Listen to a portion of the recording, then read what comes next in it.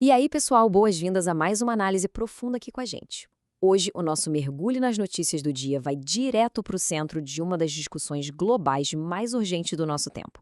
Vamos destrinchar esse desafio monumental que é afastar a humanidade dos combustíveis fósseis e entender exatamente como a indústria de biocombustíveis do Brasil está posicionada bem no meio desse complexo quebra-cabeça geopolítico. Então vamos lá!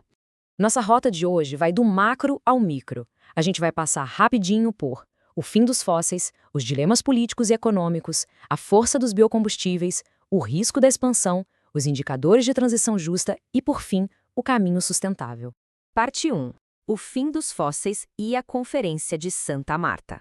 Para começar, a gente olha para a primeira Conferência Internacional sobre Transição para Longe dos Combustíveis Fósseis, que rolou na Colômbia. Operando fora daquele modelo tradicional e muitas vezes travado da ONU, o tom já foi dado de cara pelo presidente colombiano Gustavo Petro. Olha só essa frase forte. Hoje, os combustíveis fósseis trazem morte. Sem dúvida, o capital pode cometer suicídio levando consigo a humanidade e a própria vida. Isso mostra que a urgência bateu no teto. A transição não é mais só um debate ambiental, virou questão de sobrevivência pura e simples.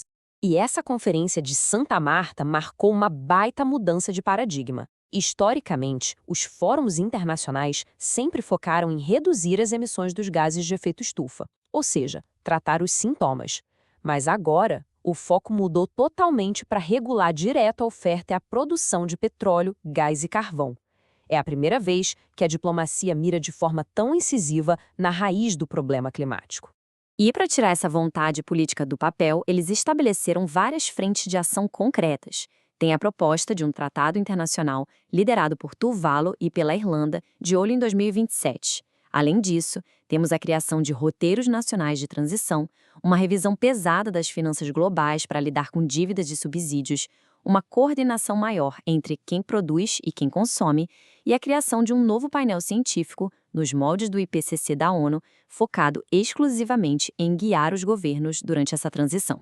Parte 2. Dilemas políticos e econômicos e o custo da transição. Largar os combustíveis fósseis é, sem dúvida, um dos maiores e mais complexos obstáculos econômicos e de segurança da era moderna. Mas alguns países desenvolvidos já estão desenhando uns cronogramas bem agressivos. A França, por exemplo, anunciou um plano super estruturado. Fim do carvão agora em 2030, redução drástica do petróleo até 2045 e a eliminação total do gás, chegando na neutralidade de carbono em 2050. É a teoria virando prazo real no calendário. E essa postura da França reflete perfeitamente a visão mais ampla da Europa. Como a ministra dos Países Baixos, Stientje van Veldhoven, destacou, as recentes tensões geopolíticas deixaram claro que depender de combustível fóssil não é só uma questão climática, é uma vulnerabilidade inaceitável que afeta a estrutura das economias. Ou seja, hoje, a transição energética é sinônimo direto de segurança econômica. Só que tem um ponto de atrito gigantesco aí no meio.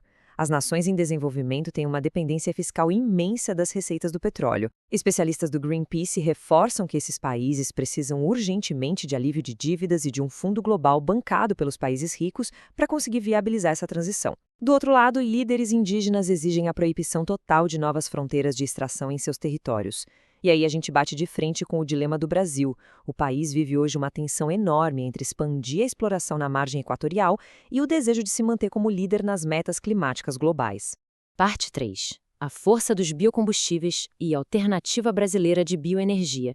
Enquanto o mundo inteiro corre atrás de alternativas, o Brasil já tem uma solução histórica rodando. A infraestrutura renovável atual do país é simplesmente colossal. Para vocês terem uma ideia, impressionantes 30% de toda a matriz energética vem da biomassa, e uma parte gigante disso é gerada reaproveitando resíduos agroindustriais, tipo o bagaço da cana e o licor negro, que é aquele subproduto da indústria de papel e celulose. É eficiência pura. E quando a gente foca especificamente no setor de transportes, essa liderança do Brasil fica ainda mais brutal. Pensa no seguinte: a bioenergia atende só a cerca de 5% da demanda global e 10% nos Estados Unidos. Mas no Brasil, esse número salta para 25%. É uma integração gigante de biocombustíveis processados, como o etanol e o biodiesel, rodando nas nossas ruas todos os dias. Claro que essa vantagem não caiu do céu, né? As políticas públicas lá das décadas de 70 e 80, somadas ao nosso clima favorável e espaço de sobra, transformaram o Brasil no segundo maior produtor mundial de etanol de hoje. Mas o futuro está exigindo ainda mais da gente. Organizações marítimas e de aviação civil, como a IMO e a ICAO, estão criando mandatos rigorosos que vão forçar a demanda para uma nova classe de alternativas sustentáveis. É aí que entram os chamados biocombustíveis avançados. A gente está falando do combustível sustentável de aviação, o famoso SAF, da amônia verde e do diesel renovável. Eles são literalmente a chave para descarbonizar aqueles setores onde colocar uma bateria elétrica não faz sentido nenhum por causa do peso e da distância, como aviação e transporte marítimo pesado. Eles representam a próxima fase do jogo energético. Parte 4. O risco da expansão e os trade-offs ambientais. Mas óbvio que toda essa oportunidade traz a necessidade de equilibrar uma reindustrialização verde com impacto socioambiental. E os dados preliminares são super otimistas. Estudos recentes do MIT mostram que o Brasil consegue ter os menores custos de produção de SAF a partir da cana, ganhando de longe na América Latina.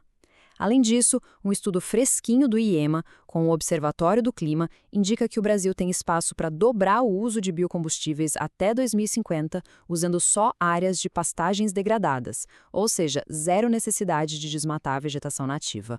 Só que teoria precisa de regulação na prática, porque se essa expansão for irresponsável, os riscos são críticos. A biomassa pode começar a competir direto com terras para produção de comida. O uso intensivo de monoculturas pode gerar degradação violenta do solo, secar as fontes de água e, no pior dos cenários, causar novos desmatamentos e expulsar comunidades inteiras das suas terras. Se qualquer uma dessas coisas acontecer, a tal da neutralidade de carbono desses biocombustíveis vai inteiramente por água abaixo. Parte 5. Indicadores de transição justa e como medir a verdadeira sustentabilidade. E é por isso que só resolver o problema do espaço físico não é suficiente para não repetir os erros do passado. A gente precisa de uma estrutura baseada em dados reais. É absolutamente crucial medir esse impacto. Quantos empregos bons estão sendo gerados de verdade? Como está a eficiência da terra e os custos da tecnologia? Quanta água a gente está gastando? Temos que monitorar certinho as emissões de carbono evitadas, quanto imposto volta para a sociedade e ter certeza absoluta de que essa produção não está causando poluição do ar ou envenenando o solo com agrotóxicos. São esses indicadores que vão amarrar as pontas e garantir que a transição seja ambientalmente correta e socialmente justa. Parte 6. O caminho sustentável e como transformar promessas em ação. Chegou a hora de juntar aquela vontade política de Santa Marta com essas realidades estruturais. Como bem apontou Manuel Pulgar Vidal, da WWF, a era de ficar anos em negociações multilaterais lentas acabou. A gente está vendo um grupo de países querendo avançar na marra, com ou sem o consenso do mundo todo. A ordem do dia é a execução nacional imediata, sempre alinhada com a ciência e com políticas claras para barrar qualquer nova expansão fóssil. Mas olha, não dá para ignorar o tamanho dessa montanha que a gente tem que escalar. Essa aspa da Stella Hershman, do Observatório do Clima, resume a parada perfeitamente. A gente está lidando simplesmente com a transformação econômica mais radical da história da humanidade. Nós estamos tentando desmontar e substituir numa janela de pouquíssimos anos um sistema energético global absurdo que vem sendo consolidado há mais de 200 anos. O desafio financeiro e comercial é surreal. E tudo isso deixa a gente com uma pergunta final bem complexa para refletir. Como as nações em desenvolvimento, cheias de recursos naturais, mas normalmente esmagados por dívidas, podem liderar essa revolução verde sem colocar em risco a própria segurança econômica? Eu quero muito saber a opinião de vocês, então, por favor, respondam essa pergunta aqui embaixo nos comentários. Se vocês gostaram dessa análise profunda das notícias de hoje, deixem um curtir e se inscrevam no canal. E claro, se você gosta desse tipo de conteúdo, considere nos apoiar. Link do Apoia-se na descrição desse vídeo. Muito obrigada pela companhia e até a próxima!